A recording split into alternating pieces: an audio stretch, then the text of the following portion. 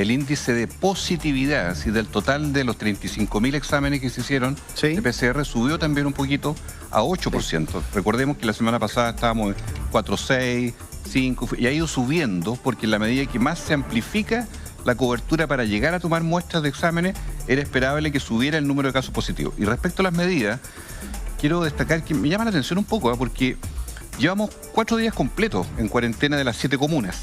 Entonces, dar ya por prorrogado para 6 de ellas, las más grandes, significa que de algún modo se reconoce, entre comillas, un cierto fracaso en la medida de colocarla solo por un tiempo tan acotado. Es decir, me gustaría ver, porque no está a la vista todavía a esta hora, el reporte de las mismas comunas. Es decir, haber comparado del jueves de la semana pasada, último día en que estaba todo libre, luego los 4 días de cuarentena seguidos, ¿qué ha pasado en las mismas 7 comunas? La tendencia de casos que posiblemente, me imagino, se mantuvo o subió. Y por eso la prórroga para continuar 7 días más. Y solo sale una comuna, que es la comuna de Independencia, respecto a esta cuarentena obligatoria. Es una comuna que ha sido motivo de polémica porque ha tenido más casos que La Reina, por ejemplo, pero tiene un índice por población que es distinto, o sea, le da una concentración un poquito mayor. Pero creo que es claro que Independencia en realidad nunca estuvo como muy claro, con mucha certeza, que podría o debiera haber estado en cuarentena.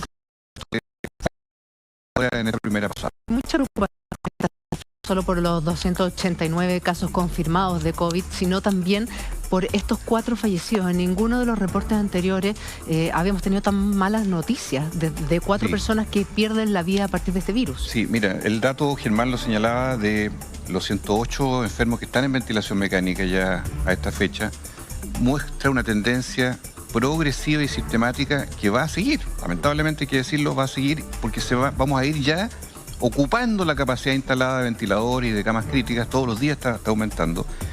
Y evidentemente la tendencia de que tenemos infectados que son predominantemente jóvenes y fallecidos que son preferentemente de tercera edad, es una tendencia que sigue consolidándose de algún modo. No recuerdo los datos exactos, pero parece que eran también personas de tercera edad, ¿no? Los fallecidos. Los 8. 2 mayores de 80 y 2 mayores de 60. Ya, entonces, corrobora la misma línea de protección al adulto mayor, que finalmente, de todos los que ingresan a las camas críticas, de los 138 hospitalizados, 108 en camas críticas, muchos de ellos jóvenes también, sin embargo, terminan siendo los más vulnerables los de respecto a lo que dice el diputado, el sábado habían 47 pacientes conectados a ventilador mecánico. 47. Ayer 82. Eso es muy grave. Hoy se duplicó. En el reporte 108. Eso es lo más preocupante, que el Colegio Médico también ha recalcado, que más que preocuparse de la totalidad de contagiados, porque la mayoría de esos contagiados está en su casa, ¿cierto? En cuarentena, con síntomas leves, pero aquellos que necesitan de un ventilador están aumentando muy, muy grande y muy rápido. Ahí le quiero preguntar al diputado, y que además aprovechar su experiencia como médico, diputado Castro. Cuando el fin de semana teníamos 47 casos y hoy día ya tenemos 108 con ventilación mecánica, el aumento, esa curva es dramática. Se le pregunta al subsecretario de las redes asistenciales si tenemos ventiladores suficientes. Él anunció que los que compraron, los que vienen desde China, llegan en mayo, finales de mayo. Vamos a haber pasado la parte más dura de este virus. ¿Tenemos ventiladores mecánicos suficientes si es que esta curva se mantiene? Ayer comentábamos un poco las cifras generales de la importación y lo que existe.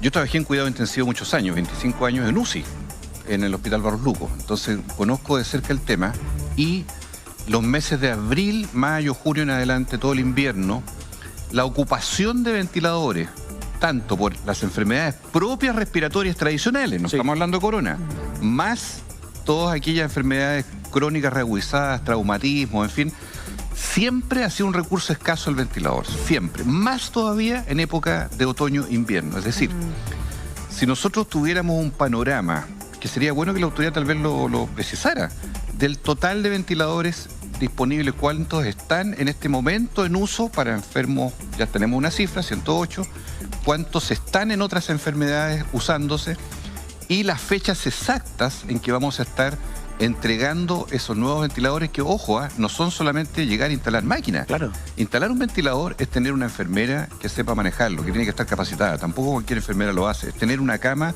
de cuidado crítico que tiene monitores especiales, tiene más complejidad que una cama básica, ¿verdad?, de un hospital. Y por lo tanto, estamos hablando de una estructura mínima suficiente para que ese enfermo no solamente esté conectado con un tubo o una máquina, sino que tenga el monitoreo que le permita salir adelante eventualmente de esa enfermedad grave. Entonces, yo quisiera que ojalá tuviéramos cifras más precisas y se adelantara el cronograma de ingreso de los nuevos ventiladores, que son bastantes, lo reconozco. 1.800. Claro. 1.800 son los que van a tener, lo dijo el presidente en la entrevista que dio el domingo. En total, claro, pero los que llegan en mayo, entonces, claro, son 1.800. Tengo entendido que ahora son alrededor de 1.000 los que hay, pero esa información no sé si usted la maneja. ¿Cuántos hoy día se están usando? Porque, claro, decir hay 1.000 no significa de que estén los 1.000 disponibles, sino que evidentemente por lo que usted dice, por distintos tipos de enfermedades, traumatismo o lo que sea, la mayoría de esos hoy día están siendo utilizados. O sea, normalmente para una fecha como esta es habitual que casi todos los ventiladores, no puedo decir el 100%, pero siempre sobre el 80, 85, 90% en todas las UCIs públicas o privadas están en uso con pacientes por distintas enfermedades. Eso es lo habitual. Por lo tanto, duplicar o casi duplicar las cifras es una buena medida, pero el ritmo con que eso se implemente, a mí me suena a mayo demasiado tarde, me suena demasiado lejos para todo lo que va a venir en abril. Pensemos que el pic va a ser a fines de abril. Sí. Entonces, debiéramos agilizar ese proceso rápidamente y tener una disponibilidad, ojalá, superior en todos los lugares que podamos de ventiladores para la gente que en el fondo está entre la vida y la muerte en la hora crítica. Exactamente. Que son los que están en esta condición de 13 son hoy día. 13 enfermos hoy día están en condición crítica. En condición crítica. O sea, están al borde de la muerte, para decirlo en palabras chilenas. O sea, estamos en una situación que es súper compleja y yo creo que, a ver, lamentablemente son muchos los países que están requiriendo de esta implementación. Entonces no creo que pase por el gobierno el acelerar la llegada de estos equipos de respiración artificial anticipada o antes de mayo. Y ahí le quiero hacer una consulta que yo lo conversaba con un doctor el fin de semana, la posibilidad de que los equipos de anestesia se pudiesen transformar en improvisados, pero en respiradores artificiales. Bueno, muchas veces la medicina, cuando no hemos tenido un ventilador en una situación extrema, que a mí me tocó vivir y a muchos otros médicos también, se han conectado a máquinas de anestesia, desde luego sin anestesia, sin los gases anestésicos, para poder provisoriamente hacer un salvataje de un paciente cuando no está la máquina propiamente disponible. Entonces, se puede utilizar, pero siempre por tiempos cortos. Mientras llega un ventilador, no es un equivalente en forma exacta.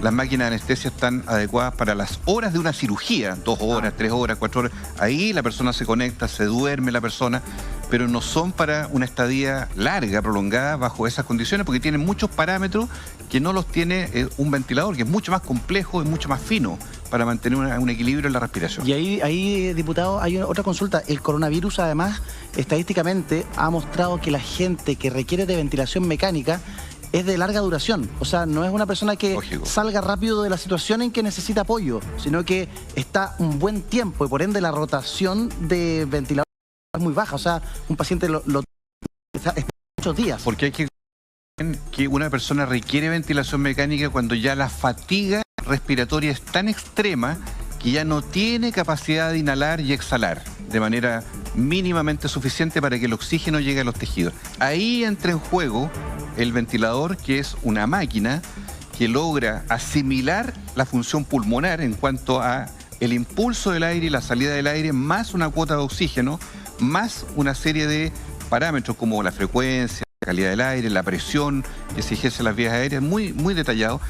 Y que obviamente la salida, nosotros le llamamos el destete, en términos del lenguaje médico, el destete del ventilador es un proceso que no es así automático como es el ingreso a un ventilador, que muchas veces en medio de una emergencia al tiro, la salida es gradual, porque hay que hacer que el músculo del diafragma, los pulmones, empiecen en los días siguientes a tomar su función propia hasta que pueda respirar por sí solo.